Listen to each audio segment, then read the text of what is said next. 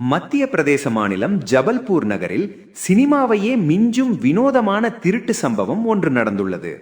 32 வயதான ஹர்விந்தர் சிங் என்ற நபர் ரேவாவிலிருந்து இட்வாரி நோக்கி சென்ற ரயிலில் ஒரு பெண்ணின் பையை பறித்துக்கொண்டு தப்ப முயன்றார்.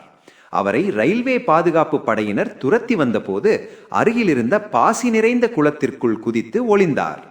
ஆனால் அடுத்தது சினிமா காட்சியையே நினைவுபடுத்தும் வகையில் இருந்தது.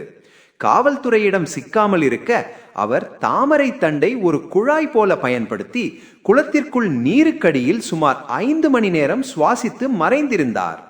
பின்னர் நீச்சல் வீரர்களின் உதவியுடன் போலீசார் தீவிரமாக தேடிய பின் பாசிகளுக்குள் பதுங்கியிருந்த அவரை கண்டுபிடித்து கைது செய்தனர். விசாரணையில் இவர் ஏற்கனவே ஆந்திராவில் வைர நகை திருட்டு வழக்கில் சிக்கிய பழைய குற்றவாளி என்பதும் தெரிய வந்தது.